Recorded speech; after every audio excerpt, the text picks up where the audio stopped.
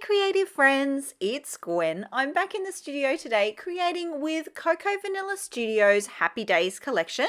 I have teamed this with the very special cut of the month cut file from Cut to You. You can get more details on that all in the description box below.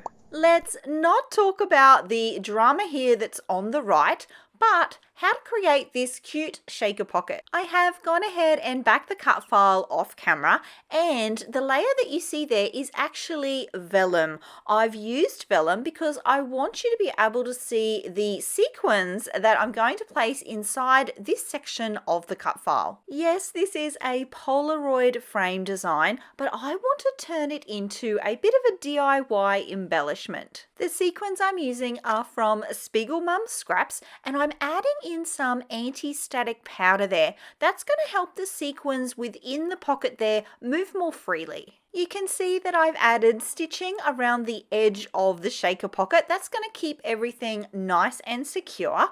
And here is the plan. The cute little shaker pocket is actually going to end up being a DIY embellishment. It's going to form part of the interest and layers on the layout. Of course, these frames are the perfect place for a photo, but they can be used for so much more than that. Would now be a good time to talk about the mess that's on the right there. I actually have made a rookie mistake, something that I tell you guys to do or not to do all the time. I had backed both of the frames in vellum, so what you see there on the left was replicated on the right. And when I was gluing down the section on the right there, I used way too much glue. And even once it had dried, it was like all oozy and messy, and I didn't like it. And I thought, you know what?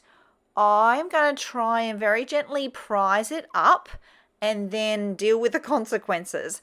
So part of the design process for this page is actually covering up that mistake. Now, I was actually quite lucky because the text there that says precious moments, it actually covers up quite a lot of it, even when I've centered that text, which is actually where I wanted the text to go. So I'm going to lock that into place. And then I'm hoping that I can just add a couple of floral elements to the right there, sort of above the letters O, U, and S, that will cover up the remaining little bits and pieces.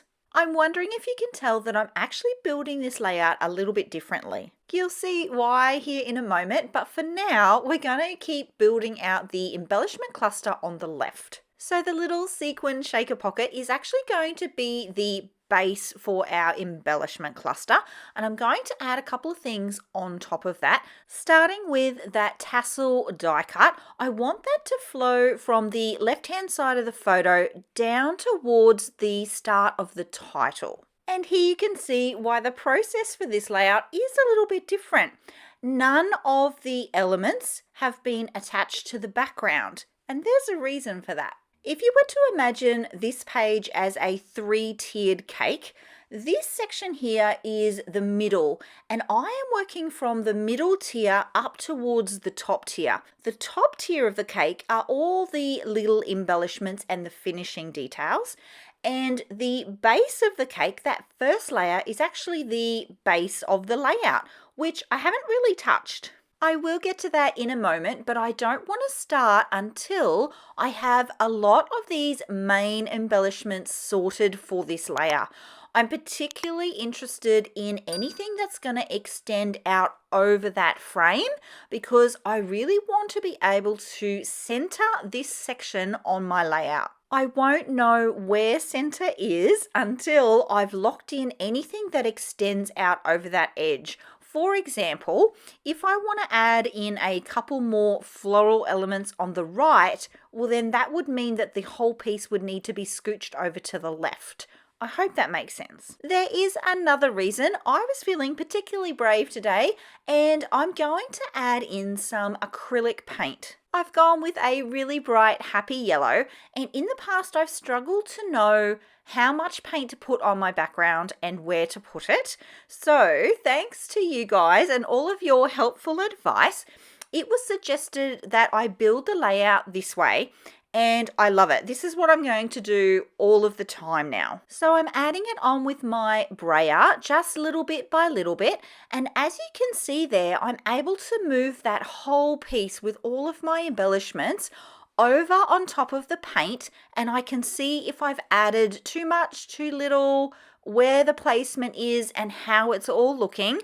And it's a game changer. I love doing it like this. I have set that aside to dry just for a moment. I'm just going to add on some of my double-sided tape here, and then this whole section I can add back onto the base of the page. And now I have the exact amount of yellow showing through there. That's exactly the look that I wanted.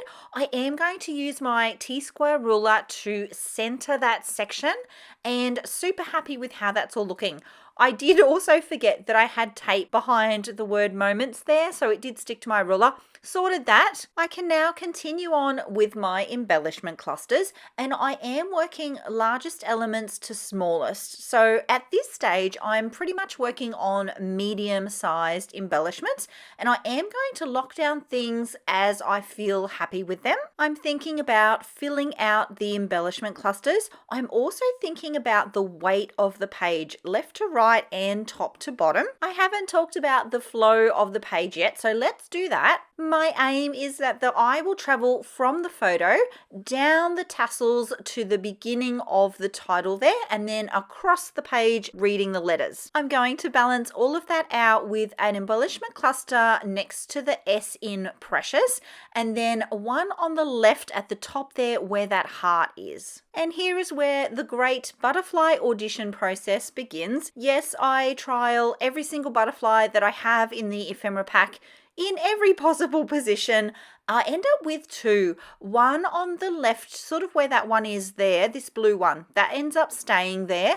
And then I keep the navy blue one in the O in Precious.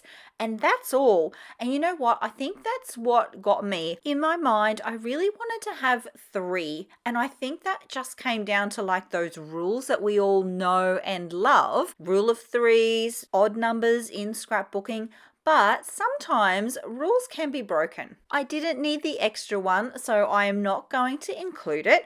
I do also audition these very cute puffy hearts and end up with two of those as well, as it so happens. It's time to add some more small details. I am going to go with these accessory stickers, and guess what? There's two of them as well. And you can see here now that the shaker pocket there becomes a DIY embellishment cluster. It's part of the page. It's not its own thing. It forms part of those paper layers and the details of the design. Thanks for being here, my creative friends. If you like the way that I scrapbook or the way that I chat about the way that I scrapbook, I would love it if you give this video a thumbs up. If you're looking for even more ways to include sequins in your scrapbook pages, be sure to check out this video right here, and I'll see you all next time. Until then, bye!